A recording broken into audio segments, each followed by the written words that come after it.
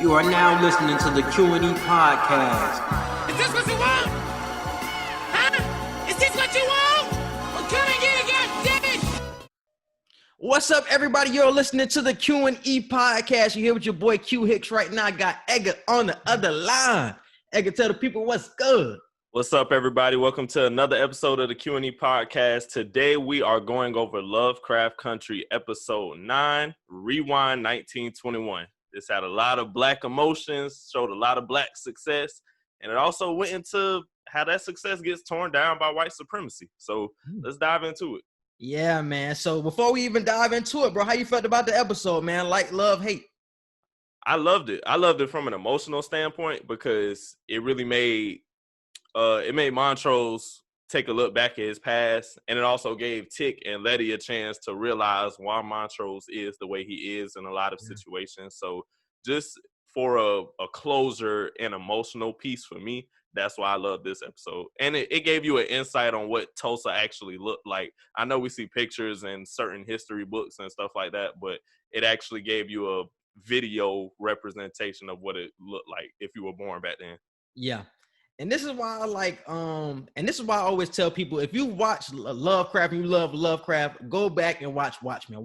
Watchmen did the same thing by referencing, obviously, the massacre that happened in Tulsa. And they did a good job of showing it, visual representations and things like that. So if y'all haven't already, definitely go back and watch Watchmen. That was probably my favorite show of 2019.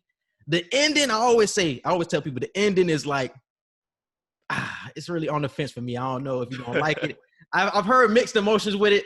So you really got to take it for yourself. But definitely, if you like Lovecraft, go on and watch Watchmen, bro. But I love this episode, too. I love this episode. So let's dive into it, bro. First scene, we already know what happened with Diane's arm at the end of episode 8, where she got attacked by a Topsy and Bopsy with the little demon hands or whatever. And her arm is decayed. And everybody is trying to blame each other.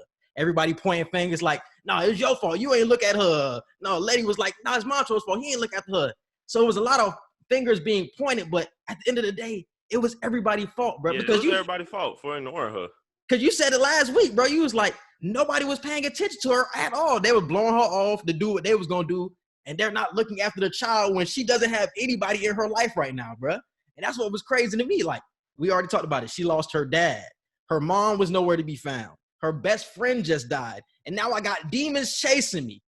And nobody listening to me. Like and nobody is listening to me, bro. That shit is wild, bro. So everybody was to blame for it. She was the original I've been fighting demons. You know how a lot of rappers say that nowadays, I've been fighting demons. That's literally her. She was actually fighting demons. And like how you said, it would be hard for Tick and them to believe her because they couldn't see the demons. That's why I feel like it don't matter if you can see them or not. These are my demons. These are literally my personal demons that I'm fighting. Man, so that's why I said that. Shit crazy, bro. But they were trying to come up with a plan of how to get her arm like undecayed, I guess. And they were trying to go through the plans. And they ended up pointing to Christina. They wanted to get Christina to help them because she was the only person to have the knowledge of the type of spells that Captain Lancaster was dealing with. So Tick said he was going to give old girl the pages, but we already know Letty gave up the pages last week for the invulnerability. So now Ruby has stepped into the picture, and Ruby said, I can get her to help me. She's going to help me. She's going to do it for me or whatever, which I didn't like at all. I'm going to talk about that part.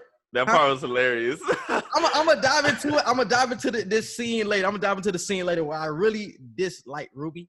But how did you feel about that whole scene in general, bro? How everybody was surprised of how Ruby was in cahoots, or not cahoots, but knows Christina and their relationship. I feel like they reacted the way I predicted them to react. They were like, well, Letty already knew, but Tick and Montrose, they was like, so you low-key been knowing what's been going on this whole time type shit. So I wasn't really surprised by their reaction.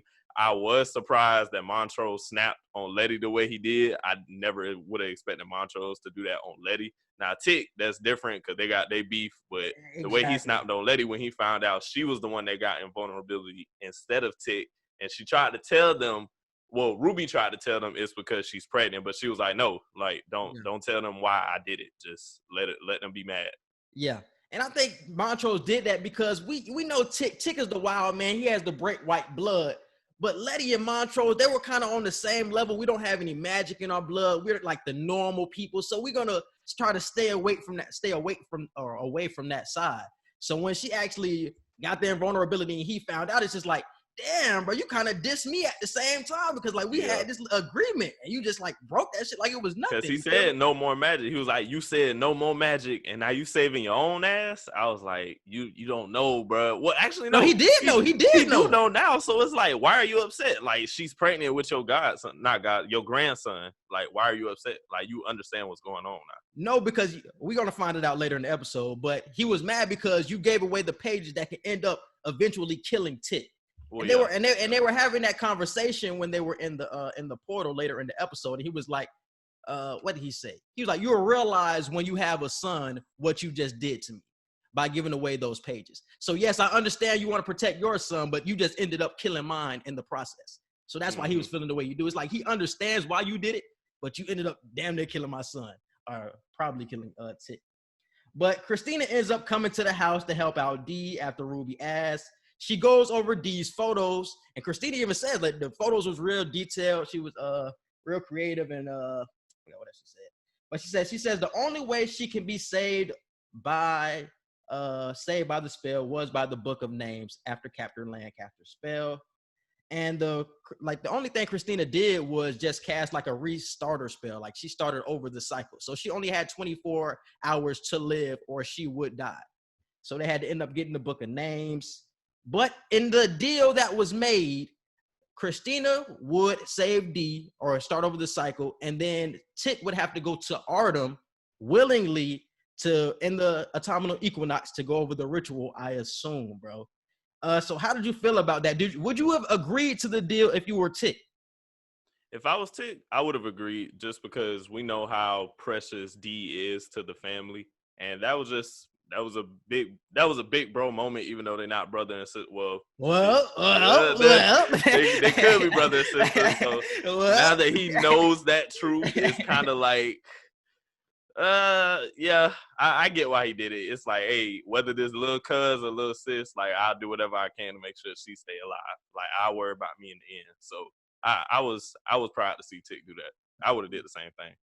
Yeah. And Christina is notified of Captain Lancaster dying. Because I asked you in last episode, I was like, did he actually die? Because I thought he did. Yeah, because I was like, I didn't think he was the one who was actually thrown by the Shoggoth or whatever.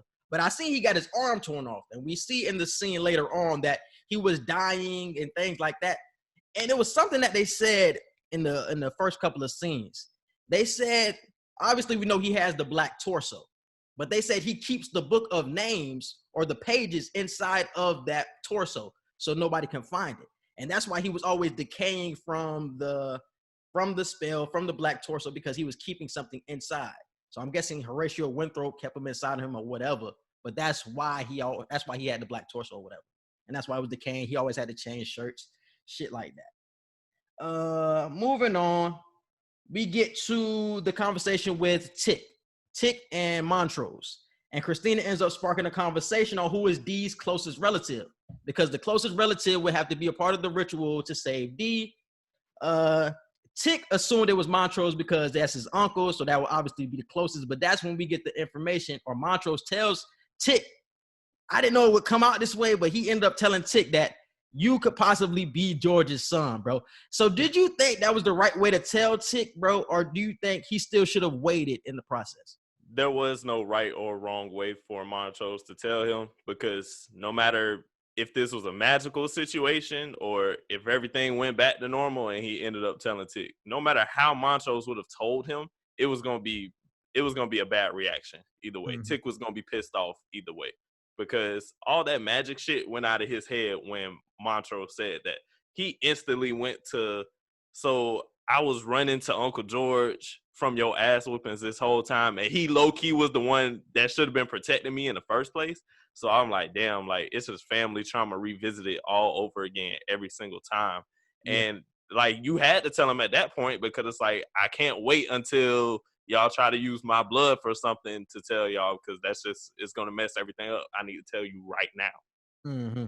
Yeah. And it's funny because a couple minutes later, Hippolyta come waltzing in that bitch like, You don't understand the frustration I was going through, seeing her walk through that door like everything was sweet.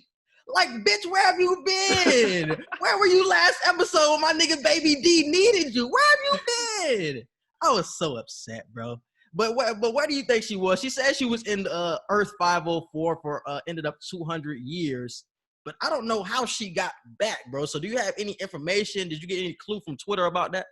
Nah, I ain't really get no clue about that on how she came back or what specific time she came back or anything. It was just like you said, she just waltzed in the door and was like, "Is D okay?" Because she overheard them saying D's fever is down, like we need to hurry up. So she was like, "Is D sick?" And then they all looking like, "What the hell? We thought you was still stuck in the portal." So I don't know. I mean, I'm not really surprised on why she came, not why she came back, but on how she came back, because it was a lot of Afro-futuristic parallel type shit. So I'm like, she probably really just made her own portal and came back that way. I'm not really surprised. They could have let her come in a little bit more dramatic though than just walk in. And that was my problem because she just walked still like everything was cool. Like you could have came in through a portal. I'd have been like, oh damn, okay, I get it now. Waltzing in through the front door. I'm like, my nigga, where were you? Why you didn't waltz in last week? Well, my nigga needed you, bro. So that shit had me hot, bro. That shit really had me hot. But what else I wanted to ask about that situation, bro? Because I wanted to know how she got out. But like you said, she might have created her own portal. So I guess that makes sense. Because she did hint on how she has infinite knowledge now, infinite wisdom, like all that type of stuff. And she got the about to say she had the shackles now. Yeah, she got the shackle things in her arm. So I'm like, shit, she probably knew how to make her own portal and just come back whenever. And we seen it later in the episode. She did create a portal, and she was like the motherboard or whatever. Mm-hmm. So she does have that power now. So I guess that's how she possibly came. But if she's the motherboard, how could she be the motherboard and also walk through a portal? Well, she only had to be the motherboard on that Earth and for that time, for that specific time machine. So you're right. All right, bro. And this is what I want to chime in on here. It's the Ruby and Christina convo, bro. So Ruby ends up, because this is after the scene where Letty ends up telling Ruby that the plan is for Christina to end up killing Tick to get the immortality or whatever. So they just had that conversation. So Ruby and Christina have a conversation about what are your plans? Or have you been using me this whole time? Like, what are you really doing with me? Like, I know I was your plan B. Letty already told me that you tried to go for her, tried to use her. So why am I your choice now? And you already know Christina manipulation, saying that she wasn't using her or whatever. Well, no, she did. She did admit to using her because she was like, my original plan was not to use you, but I seen an opportunity and I took that opportunity, but it's never been about you this entire time. Like it hasn't just been about you. I have my own mission that I'm doing. But did I take the opportunity to use you for the moments that I could? Yes, I did. But the fact that this is why I say Christina is 50-50. No, Christina 50-50. She gonna be true with you, bro. She gonna be true with you. She gonna let you know, hey, I'm doing this. She gonna keep it a bean. I never said she wasn't gonna keep it a bean, but I'm telling you, the manipulation level is on 10, bro. She's manipulating you this whole time. She probably made Ruby question in the last 4 episodes, and whenever she got that potion, that she was getting used, probably 3-4 times. And Ruby is still right by her side like a damn little puppy or whatever. It's like, my nigga, leave her. You see what's going on. She not going to leave, bro. Bro, once Christina gave her that taste of white privilege and erasing the black disprivilege, Ruby wrapped around her right now. She got her wrapped around her finger. That's true. And that's what the white man... It's not even just being white, it's just the privilege. If there was a way Ruby could stay black and still get the privilege, she would stay black and not turn into a white woman anymore. But the fact that that's literally the only way she can experience it, that's why she's going to continue to do it. Ruby, dog. This is why she's my least favorite character. I don't agree. And in fact, because remember, I said around episode 3 or 4, Ruby was one of my favorite characters. Well, she wasn't my top 2, but she was like my 3rd or 4th favorite character. Now she's kind of fell off to where it's like, no, ride with her to the end. Ride with her to the end. I'm allowed to switch. I'm allowed to switch. What? Ride with her to the end, what? This is not sports. I am allowed to switch. I am allowed to shift different character. Ride with her to the end, man. And then they end up having a conversation about the autumnal equinox. Christina ends up saying that, yes, I do have to kill Tick to get my immortality. And Ruby thinks about it, and she basically was like, just don't hurt my sister at the end of the day. And now I was just like, whoa. So how do you really feel about Tick, Ruby, if you just okay with my nigga getting killed like this? The father of your sister, or the baby father of your sister. It's like, damn. But I feel like that's why she said that, though. Because it's like, at the end of the day, Tick plays such a huge part in everything. It's kind of going to be impossible to ask her to not hurt Tick. At some point in time, Tick going to have to, but why he's going to okay face with something. It is my thing. Why are you okay with it? I don't think she's okay with it. It's just between Tick and Letty and my nephew, I'm going to pick Letty and my nephew. Just off rip of, first off, that's my sister, and second off, she's carrying a child. So, but this is why I would say, you don't have to be okay with it, and you don't have to stay. If somebody just said that about your sister, baby father, you can be like, nah, you can do that on your own. I'm not gonna be a part of his death. I'm not gonna be a part of it. But you still sticking around, and you're probably gonna be a part of his death at the end of the day. So it's like, damn. How do you? But I don't think Ruby gonna play a part though, because other than taking that metamorphosis potion, Ruby ain't really doing nothing. Like, she's not really doing anything. So it's like, what part is she really playing? She could walk out the door at any minute and she could walk out at any minute and cut Christina off whenever she wants. Ruby plays the part of being the trusting, the trustworthy person between both sides. Like, the middleman. She's trusted by both Christina and by Tick and Letty them. So that's what part she plays. So she can play both sides. So she can still walk over to Letty them and say, yeah, I'm done messing with Christina, even though she's on Christina's side just to get more information or to get whatever. So she's playing the middleman and she's playing both sides. And it's just like, pick a fence. I need you to pick a fence. And I think she's picked the fence now. I think she has picked that I'm rocking with Christina. Because even in that conversation when she was talking to Letty outside, she was like, you need to be coming with me. You see everything she's done for you with the invulnerability and everything like that. And everything she's done for me with the whiteness. Like, you need to be coming with me. She does so much for me.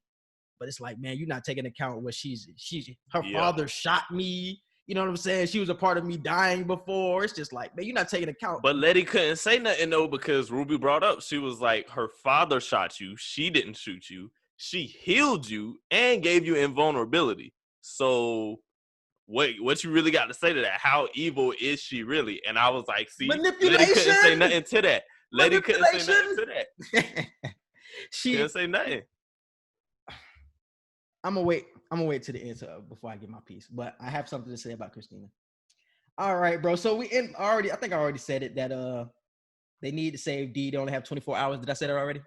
I think I said. Yeah. That. All right.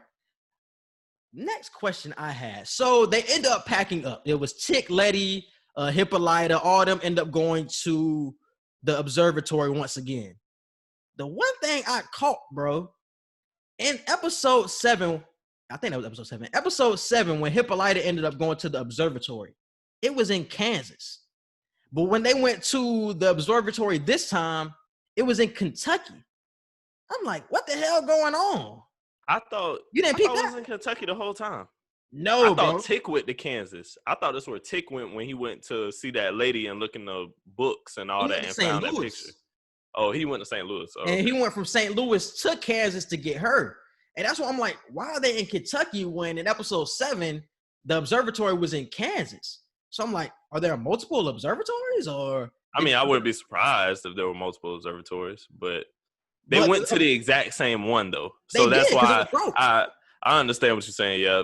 Well, I'm gonna have to go back. And look. I could have sworn they were in Kentucky the whole time. Look at episode 7, and you would see it on her map too. On her map when she was driving to Kansas, it said Kansas, and it had like the place pointed out or whatever.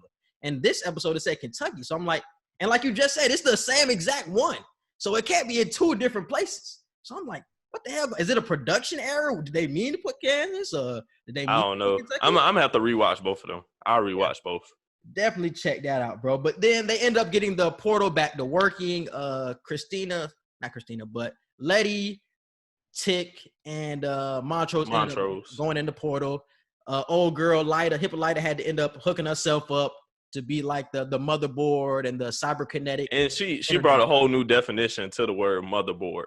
Yeah, I like how they did. And I fuck with that too. I did fuck with that. Yeah. I did fuck with that too. I peeped it. I think they pointed out a fact that Black people create a lot of things that we don't get credit for. So I'm gonna Google that. I'm gonna see who created the first motherboard, and I'm gonna see if it was a Black person who did it. Because I wouldn't be surprised. Because there's a lot of inventions that we created that were just enhanced by white creators that they get the full credit for, and a lot of us don't get our credit for. So I'm gonna look up later. If anybody knows, drop in the comments who made the original motherboard, or if Black people had any part in it at all, just let me know. Yeah. And also in that scene, we start to see that Montrose is kind of going through it. He has voices running through his head. You hear something going on in his head. You didn't know who it was at the time, but it was just like somebody was saying, pick a switch, or something was going on in his head. So it's like you want to put a flower in your hair, blah, blah, blah, all that. And he been drinking the whole episode too. I thought it was moonshine, but it was something similar to moonshine, because I think moonshine is always brown. So whatever he was drinking, it was clear. Moonshine is clear. Moonshine I had, it was like brownish kind of. Brown.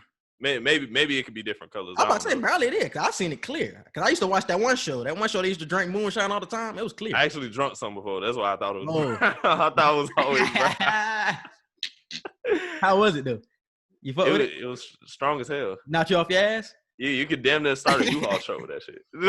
You could damn near start so you can understand. You can understand why he had voices through his head after drinking. Yeah. I was like, yeah, it'll definitely have you like that. And he drank like half of the jar. That's the crazy part. Yeah, he did, bro. Yeah, that's what I'm saying. He was really going through. He did not want to go back. He knew what the plan was. He was like, 1921 was not a good year for me at all. I was getting my ass beaten by my father. My whole street, whole block, my whole neighborhood. The neighborhood, really. Neighborhood got knocked off. It's just like, man, 1921 was not a good year, bro. So we get to the next one. And then this is when we get to Tulsa. Like I said, everybody's in Tulsa. We just get through the portal now. And how much did you know about Tulsa, bro, before going into this episode? How much did you know about the Black Wall Street Massacre, bro?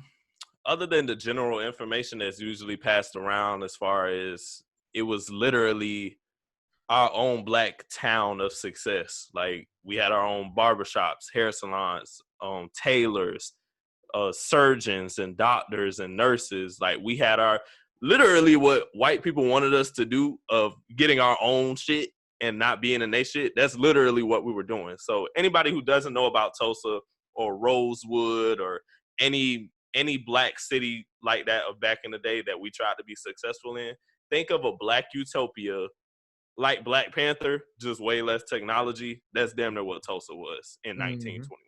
We had our own grocery stores and all that type of stuff. We didn't need white people for shit in the neighborhoods of Tulsa that we had. And I think that's why Malcolm X seen that shit and was like, yeah, I want more of those than to actual integrate with y'all. I like what we're doing over here. And then y'all end up burning this shit down anyway. So I'm glad they highlighted that, because I was like, I never actually, if you weren't born back then or any time previously, like not previously, you really only got general information. You just got general information. Mm-hmm. Yeah. So the same thing you said, bro. It was just like it was a Black utopia at the end of the day about Black Wall Street. But after watching Watchmen and getting information from there, they didn't dive too much into the details. They just showed you like the setting of the massacre and things like that. I have done my research and I have found out that it was completely wiped out in 2 days. So the white people came through in 2 days, shut it all down. 75 to 300 people were dead. 6,000 people were injured and 10,000 people ended up homeless. Knocked off the whole neighborhood in that Tulsa massacre. And I'm going to tell you how it got started, bro. And I'm going to see if you caught it throughout in the episode. So the massacre started because a dude named Dick Rowland was accused of assaulting a white woman, and he was held in the Tulsa courthouse. An assault which never happened. The woman never pressed charges, but headlines made it a big deal, and the whites started going crazy. While blacks were trying to protect Rowland because the whites were trying to get him in the courthouse, while the blacks were trying to protect Rowland, they ended up going head up with the whites, which started blood being shed and started the massacre. And that's when you seen in the episode they was pulling up on Letty or whatever. But bro, I want to know if you peeped the scene where they noticed the courthouse. So what scene do you remember about them talking about a courthouse? Oh, trick question. Damn. Do you remember the I scene? don't remember. You- Nah, I don't remember. It was the scene when Tick and Lady them just got there. They just got there, and Tick had opened the door, and the two girls were walking by, and there was like, it's a whole lot of Klux members in the courthouse or whatever trying to get up with Rolling. And they also said something about the dance as well, the dance being canceled. But the main thing was to talk about Dick Rowland was in the courthouse. So it's like, oh damn. So they talk about how it started too in that little conversation they had between the two. Didn't even peep that. So that was it. And it was quick too. It was quick. It was something that you had to catch. Like if you knew about the courthouse and Dick Rowland, it's like, okay, now I understand and this shit like that. But yeah, that was a dope little Easter egg or whatever. The portal ends up taking them to Stratford Hotel. Stratford, I forgot what his first name was, but Stratford was the richest man in Tulsa back at that time. Mm-hmm. And then we move on. This is when we get the scene about Montrose looking at his past self, seeing him get beat by his father. Before that was when they were walking through the alleyways because Montrose was like, I know a quick shortcut through the white neighborhoods to get to our house. So when they were walking through the alleys, they stopped and seen the statue kind of like in the middle of the like city or whatever. And that's the statue that him and his gay friend got terrorized by the white boys riding on like military type trucks. And I want to point this out before I go a little bit further with that. The fact that white people were just given weapons to terrorize us, like the government and the police, like literally were giving white people like weapons. Like these weren't just regular trucks they were riding on. These look like military grade type vehicles. So I'm like, they really just. This is why it's hard for me to accept anybody who's white and just says systematic oppression and racism just no longer exists. It's like y'all were given shit to terrorize us with. Like, how do y'all not see how that still correlates to today? Is it still in the same way that it was back then of literal weapons? No, but the ability to get guns like they can, I think, is the same thing. I mean, well, yeah, in that sense, like being able to have more access to guns and stuff like that than us, yeah. But in a sense of more corporate type stuff, that's definitely more prevalent today, which still relates to how physically violent it was back then. So anybody that says they don't understand it, I feel like you're just purposely not trying to understand it. But Montrose is going through a drunk moment, but also a fearful moment as well, because he sees the statue and he kept telling Tick and Letty, y'all rushing me right now. Y'all see, I don't like how they weren't empathetic towards Montrose at all this whole episode. Well, Tick was going through it because he was like, I'm still mad at you because you ain't my father type shit, but he should have. I know, but Hippolyta told them before they jumped through the portal, leave whatever y'all got going on, leave that right here. Because when y'all go through there, y'all got one mission. I mean, just because a nigga said it don't mean they gonna stop being mad at each other. I know, but it's like, bro, your father is literally about to relive an entire like monstrosity of his past, like, and you're not empathetic towards that. I get it. You just found out he was gay. Now you just found out he might not be your dad. There's a lot going on. But this man literally, the way he told D, he was like, I lost my best friend at your age too. Like, these white people, they don't just stop. They keep coming and they get worse over time. So I'm like, damn, bro, like, Montro's really going through it. And Tick just like, man, F all that. Like, I ain't trying to hear none of that right now. You need to just tell us where we need to go. I'm like, damn, bro, like, let your dad absorb where he is right now. Like, that was crazy to me. I ain't like how they weren't empathetic. Yeah. And Tick was basically like, man, after we done saving D, man, we done, man. I'm done rocking with you, man. You done told me too many lies. You done beat my ass, man. You ain't even my father. You gay, and I don't even know about it. It's just like, it's the double whammies was stacking up against Montrose at this time. But this part is when they actually start to understand Montrose, is when he actually gets to see his past self get beat up by his father. And it honestly showed you like intergenerational trauma, bro. How trauma can just be passed down from generation to generation. Because you got to think about Montrose's father. Like, his father was probably slaves before. And then from the slaves, it gets passed down to Montrose's father. So his Montrose's father was probably beat on. It got passed down to Montrose. Then it got passed down to Tick. It's just like, damn. And then we also see it coming out of Tick. We see his violent side coming out. So it's just like, you start to see like the violent intergenerational trauma getting passed down, bro. So how do you Yeah, feel? I was telling some of my friends that too when we was watching. I was like, damn, bro, like black parents really do, parents in general, like anybody that goes through trauma, like you see that, excuse me, you see that get passed down through generations, but especially in the black community, I've seen several kids like get ass whoopings for little to nothing, or just for not being what their parents expect them to be or want them to be. And it's like the littlest things you can get an ass whooping or you can get in trouble with. And it's like, that's because they went through that. And then their parents went through that. So I'm not saying that you shouldn't ever beat your children. Like if your child showing out and beating them is the only way, then beat their ass. Like I believe in whoopings, but I do feel like black people, a lot of times we don't take time to actually talk to our kids with a lot of situations. It's just, we go violent means first.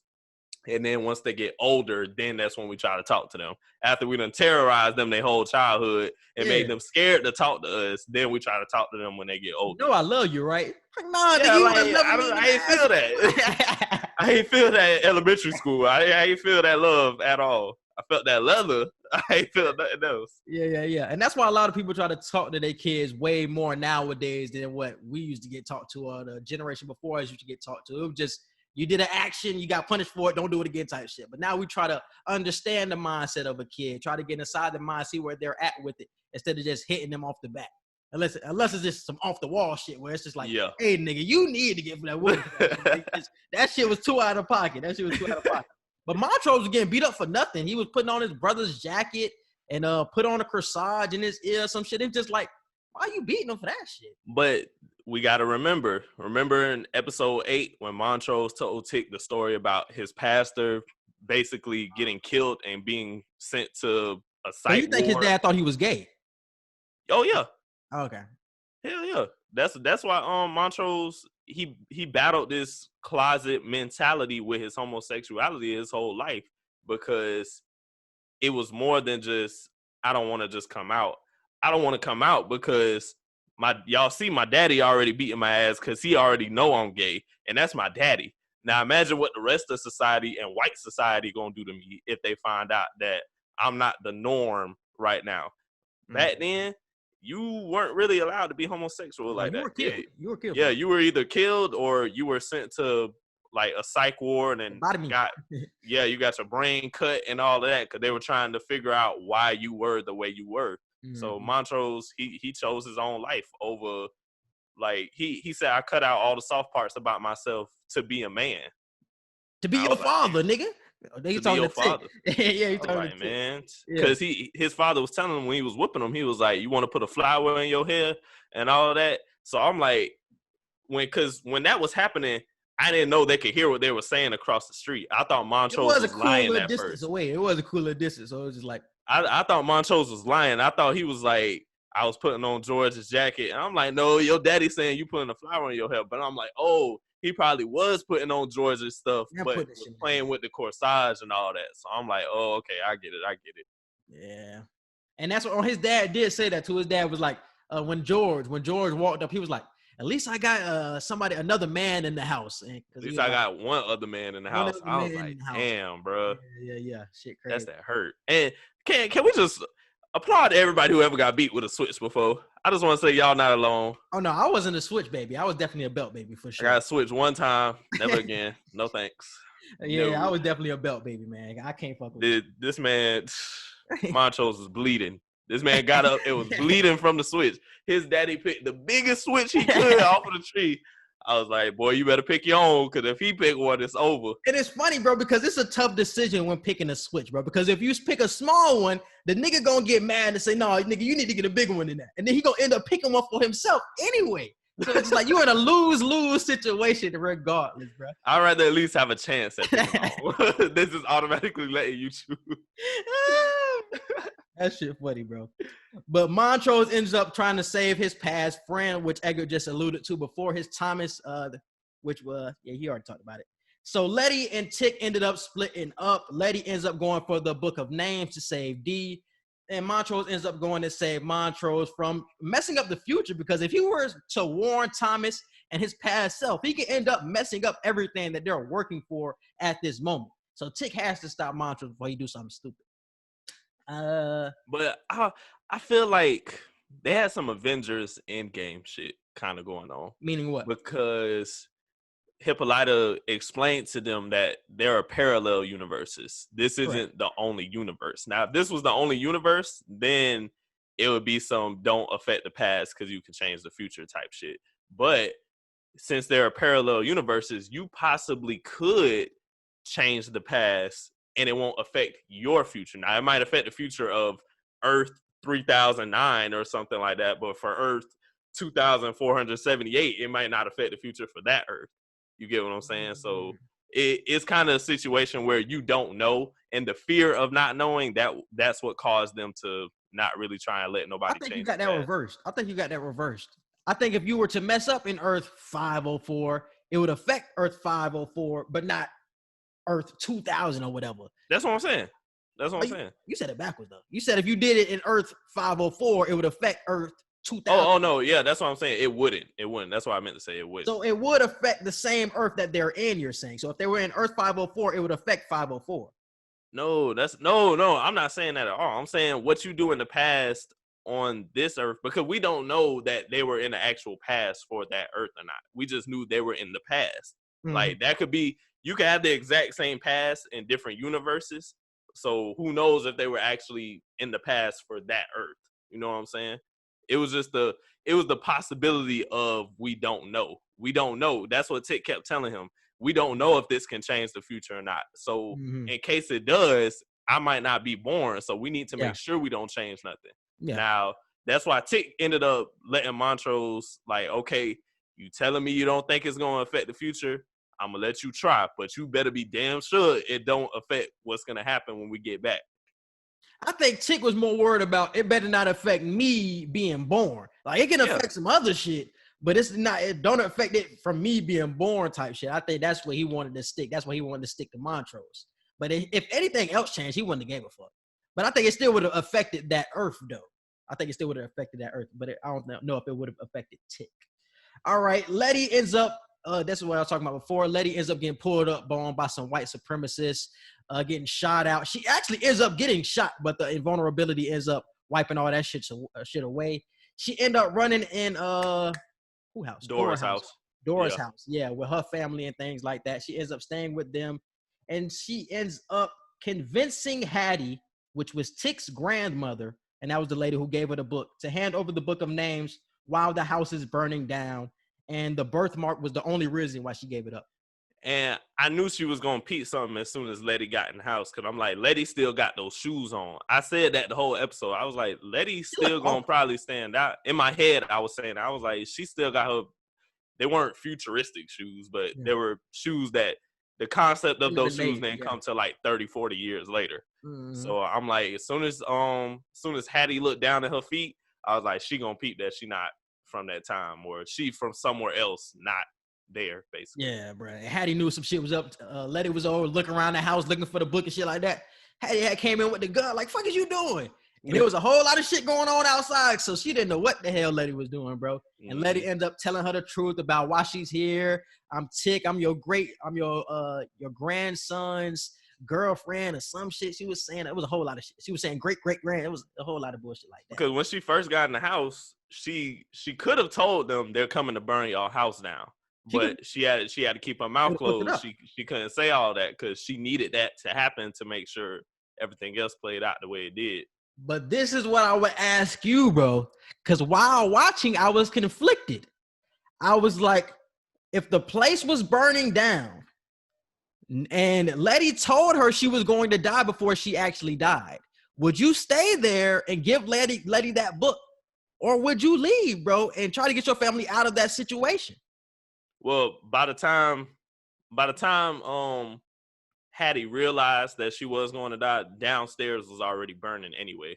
So it was kind of a situation where some of her family members was already dying, because you could hear the screams in the background when Hattie and Letty were talking, and you seen the flames getting bigger and bigger. And I heard some of them saying, "Mama, where are you?" Blah blah blah, and all that type of stuff. So I'm like, okay, it was an opportunity where she could have gotten away, because while talking to Letty, they kept throwing the damn what they used to call them Molotovs. They kept throwing the Molotovs in that shit. So I'm like, damn, like, If she would have just, as soon as Lady told her, you're going to die, she could have been like, let's sneak out the back door. Let's get out of this way or some shit before they kept throwing the Molotovs in there. I feel like it was a sliver of opportunity to get out. So we could have stayed. If it was me, I probably would have stayed because, like Hattie said, my great-grandson will be my faith turned into flesh. And I feel like a lot of our ancestors felt like that, like our greats and our great-greats and further beyond. Who we are today, they took the punishments and the deaths that they took, saving us so that we could be their prayers and their faith restored. So when she said that, that really spoke to me. I was like, damn, like, and I seen a tweet that said that we really are our ancestors' wildest dreams. And I was like, damn, bro, that shit hit different. So being Hattie, I probably would have did the same thing. I probably would have gave the book and I just would have died in the house like that. Because her staying alive, like, just imagine if Hattie alone stayed alive. That probably would change a whole bunch of shit. Oh, no, it would have changed some shit, yeah. But if she was being selfish in that moment, she could have been like, man, fuck the future. I'm just trying to live for the seat of tomorrow or some shit. She could have just. Well, she was probably gonna die regardless because possibly, yeah. Letty got invulnerability, so she wasn't gonna die.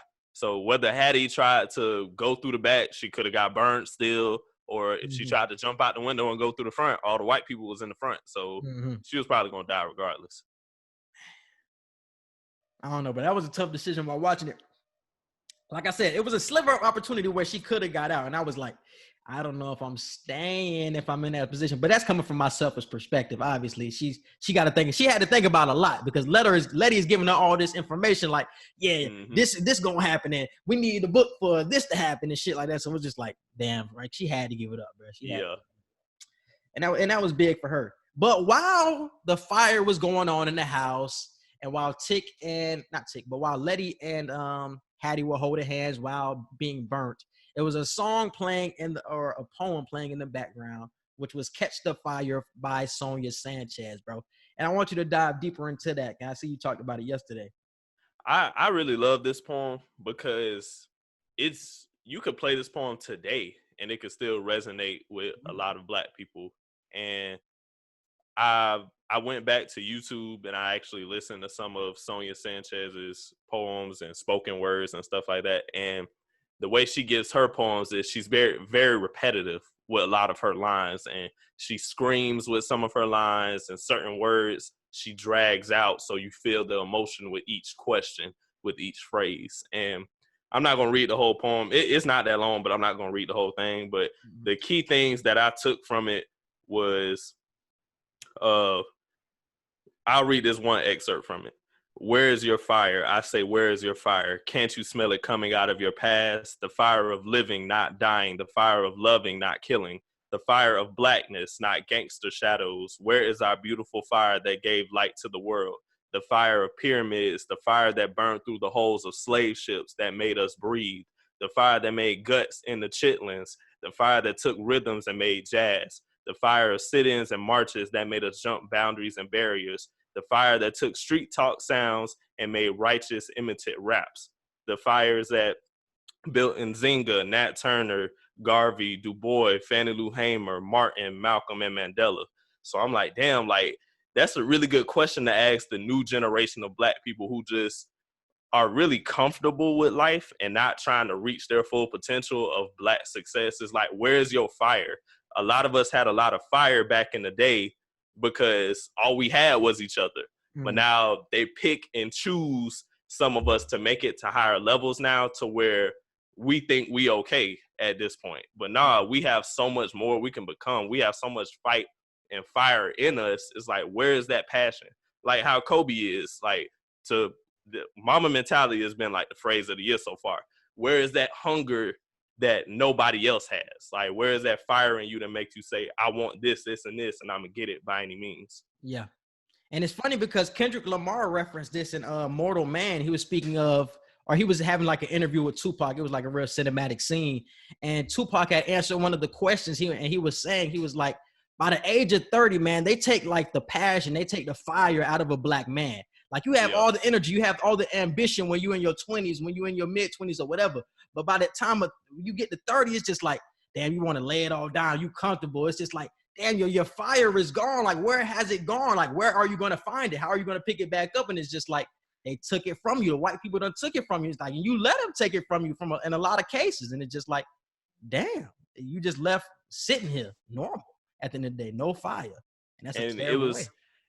And it was the fact that Hattie was literally burning alive when the poem came on. And I'm like, damn, that's literally her fire. Like, she burned so out of the ashes, her grands and her great grands could flourish into something. So I was like, damn, Lovecraft know how to make that play on words and all that type of shit. I was like, man, this shit damn near make you want to cry. Like, I would say this shit right fucking now, bro. Lovecraft Country is the greatest show that I've ever seen. And I'll say that right now. And it's not even a hot take. That's not a stretch. That's not a stretch. This is the greatest show with everything that they have mixed together and it working. The sci-fi, the historical facts, the mythical facts, and everything, the race issues. It's just like you put it all together and it is great. The cinematography, the CGI, the grossness, it works. And it's great. This is the greatest show I've ever seen, bro. Episode 9, I know the ending is going to be great, so I'm not even worried about that, bro. But it's just like, this is the greatest show I've ever seen, bro. It really is. Me too. I can't see anything else topping it right now. Because just like you said, they're crossing so many genres it's damn near impossible to cross this many genres and make it work. You got the romantic scenes, you got the blood and gore, the horror, the action, the historical context. You're mixing all 5 of those in. The comedic elements sometimes, like, you're mixing 5 to 6 different genres together and it's working. So I've never seen a show do that before. Yeah. And also the music in the background, the music, the poems. Yeah, like nobody does that. A lot of the soundtracks, the inserts and all of that. It's top tier. It's top tier. Top tier, bro. Top tier. But let's move on, bro. We're almost done. Tick ends up catching up with Montrose watching this past up. We already talked about that. He tries to save his friend Thomas from being killed. Thomas and Montrose back in the day, they were like gay boyfriends in a way, but Montrose was trying to cut him off because he didn't want to be associated with Thomas anymore because a lot of people see him like Thomas was gay. But Montrose was trying to save his past self because Thomas ended up getting killed by the white mob. I think you already said that before. Thomas ended up getting killed by the white mob. He tried to save him or whatever. Charles. One thing, I don't know if you're going to dive into it or not, but something that Montrose told Tick that stood out to me, it was, I couldn't just let him die. I had to completely forget him. And you notice he didn't say Thomas' name until that point in the episode. Mm-hmm. Until then, like, the name just never registered and just never came in Montrose's head. But until then, he was like, I damn near forgot the boy's name until now, because the fact that Montrose told Tick, I had to literally forget this boy. I couldn't just let him be dead and be part of my past. No, I had to forget him mentally, emotionally. I had to act like he never even existed just so I could be a full man, because men have sons, not sissies, not faggots or whatever. So I'm like, damn, bro, how many men or black men go through that to where you cut out soft parts about yourself just so people won't think you're something, like think something you're not. And I'm like, it don't even got nothing to do with being gay. It's just toxic masculinity in general of a lot of black dudes just put it on this hard front 24/7 so they don't show any weakness or soft spots about themselves. Yeah. And that shit crazy, bro. But going on to the next scene, we get Pastro's ends up getting beat up by the white thugs that ended up killing Thomas. While Dora and George come and try to save the day, they end up getting mobbed up on and Tick. And I think you remember better than I do. They were having the conversation, Montrose and Tick were, before, when everything was going down, Mob was beating up on George and Montrose and them. And they were saying like, damn, what did they say? It was like, we got saved by this mysterious man with a baseball bat. And they started having this conversation and they said, he ended up, and before he disappeared, he had said, I got you, kid. And then Tick was like, nah, we must have fucked something up, some shit. And he was like, no, because Tick beat him to saying that before Montrose did. Montrose was like, this mysterious man came, like, we were supposed to die that night, but this mysterious man came with a baseball bat hitting their heads like he was Jackie Robinson. Their heads was baseballs. And right before he left, he said, and Tick cut him off and said, "I got you, kid." And they looked at each other like, what? And then Tick walked forward and his foot hit a bat on the ground. And Montrose was like, "You the mysterious stranger." And then that's when Tick was like, "We must have fucked something up in the when we jumped through the portal." Yeah. But nah, Tick ended up saving the day. He was the mysterious stranger all along, bro.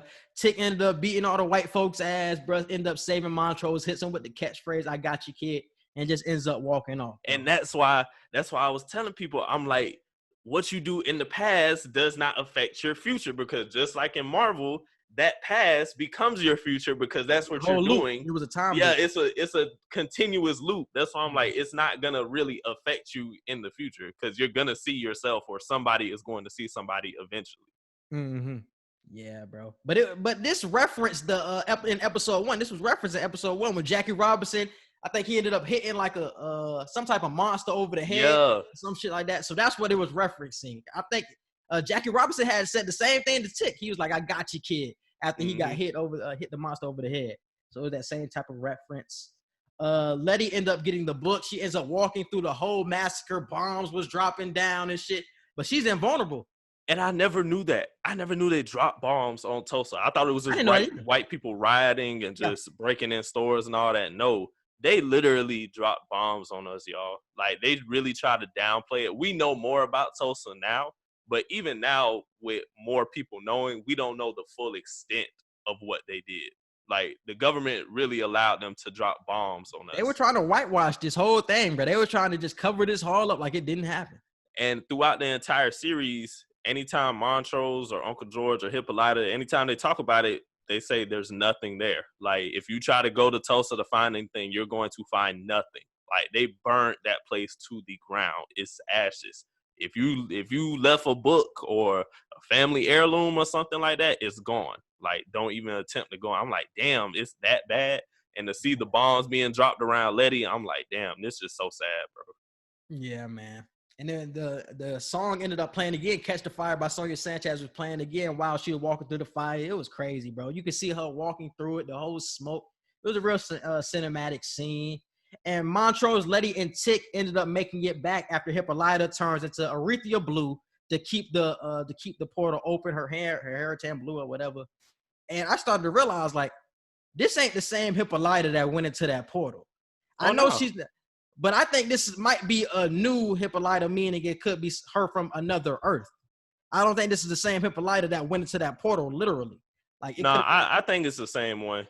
But like she said, she learned infinite wisdom. She got the things in her arms now. She's processed and experienced things to the full extent. And she told them, "I was able to name myself anything and become anything." So I feel like it's the same as that Hippolyta. It's just the 200 years she spent on the other Earth, she's grown in her strength to be able to do that to herself.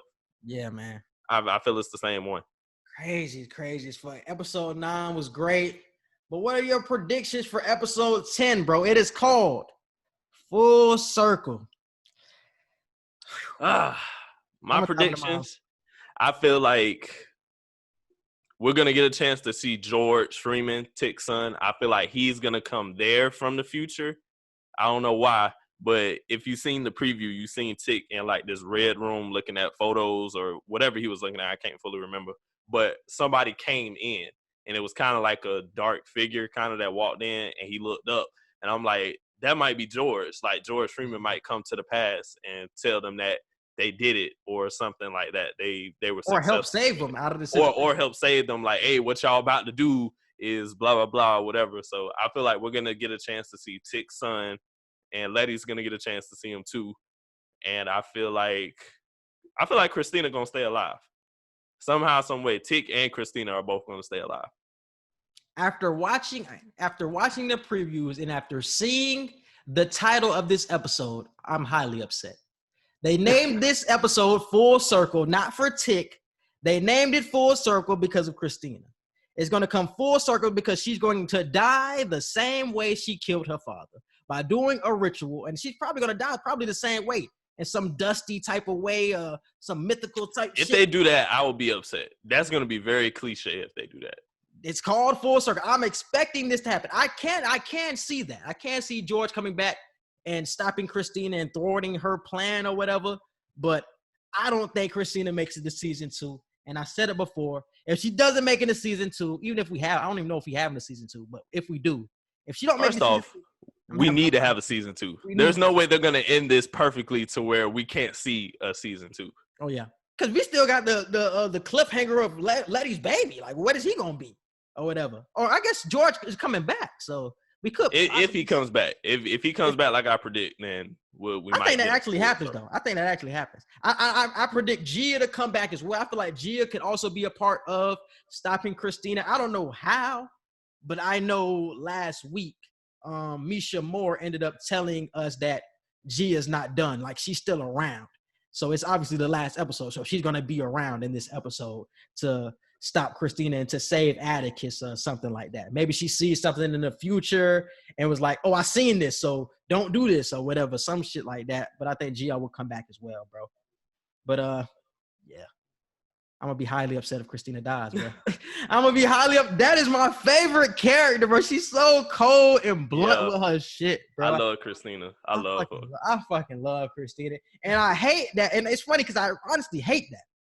Because in an all-black show, which is centered around blackness, I love a white woman. Shit is crazy to think about, really.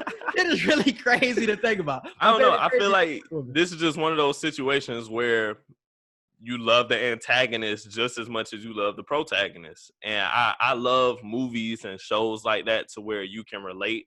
Like, that was a big part of why people love The Dark Knight so much, because the Joker just played his ass off. Like, Heath Ledger he gave you such a loving, like, he gave you such a love for the Joker that you would never have with any other villain. Like, even though he was kind of crazy with his thought process, it made sense to where it's like, how can you deny his theories with a lot of shit? So I feel like that's how Christina is. It's like, she's blunt, she's to the point.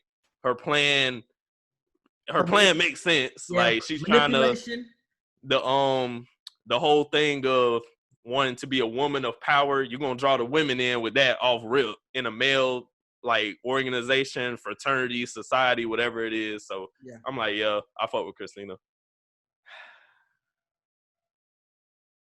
It's tough, bro. I don't even know if I want to go on, bro. If they have a season 2, bro, I would be highly upset if she's gone. That's all I have to say, bro. I'm tearing up just thinking about her being gone. But bro, what is your favorite scene of the episode, and what are your rankings for the episode so far? My favorite scene was the scene of the Sonia Sanchez poem with Hattie burning up and Letty walking through the fire and all that type of stuff. Mm-hmm. I would have to say, was it the I Got You Kid scene? It was probably the I Got You Kid scene. I like how it went full. It was full loop. It was a loop in time, and I really fuck with that. I really do. All right, bro. What are your rankings for all the episodes, bro? 9, 7, 8,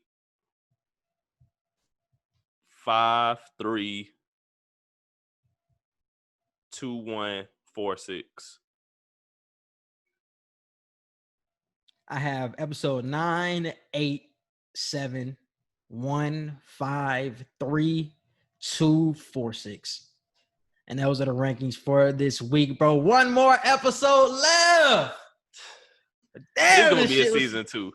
I'm telling people right now, it's gonna be a season 2. It has to be a season. This show was too great, man. It done brought too many people together. It brought together. Like I said a few episodes ago, Christina gonna stay alive, and she's gonna be a small portion into such a bigger picture that we're gonna see. I feel like they're gonna bring in something so much bigger than Christina in season 2, to where she's not gonna be an ally. She'll be an ally here and there, but she's gonna still be on her own quest at the same time. Mm-hmm. She's gonna make a lot of cameos, even though it won't be fully about her anymore. Yeah, and I want to see how they implement the Book of Names. It's like, obviously you're gonna save Diana or Diane, but how else are they gonna implement it? I want to know that as well. That's something they're not gonna cover all these asterisks with this last episode. That's what I'm saying. There's That's gonna why be a lot of questions left to where you Yeah. gotta have another season. Yeah. Got to, bro. Got to. But I love the season so far, bro. But I think that's it. So you can hit them with the social media. You can follow us on Twitter at QE Podcast 1. You can follow us on Instagram at Q_and_E_podcast. You can follow and like our Facebook page, Q&E Podcast. Don't forget to subscribe to our YouTube channel. Click the notification bell and hit all. That way you can see anytime that we drop new episodes. Our email, QANDEpodcast@gmail.com for any business inquiries, questions, concerns, fan mail, anything like that. We'll get back to you as soon as possible on there. Quincy's Twitter is Q_Hicks3. Mine is Edgar Martin 97. You can follow Quincy on IG at Q Hicks Production. You can follow me at Edgar Martin Official. And shout out to Blue Collar Media Group and MTMV Sports. Yes, and subscribe to all of our podcast platforms. We are everywhere you listen to podcasts, so definitely check us out, man. Spotify, Apple Music, iHeartRadio. So wherever you listen to podcasts, we are there. Hey, we everywhere. I be having people hit me up now saying, where can we listen to y'all at? I'll be like, anywhere, honestly. Whatever you listening to podcasts or watching videos on, like, we on that 9 times out of 10. So. Yeah, bro. Q&E Podcast, bro. You just have to type it in and we're going to pop up. And we got we'll have a surprise for y'all. We'll have a visual surprise for y'all on our year anniversary. We just want to let y'all know that. Yeah. And we're gonna try and come up with something. We still thinking of what we're gonna come up with. We got about a week left until the 25th. A little under 2 weeks until our anniversary of when we had our first episode. So we're gonna hit y'all up with something with that soon, whether it's a sweepstakes or anything like that. Yes, bro. We appreciate y'all for listening, and we out. Peace.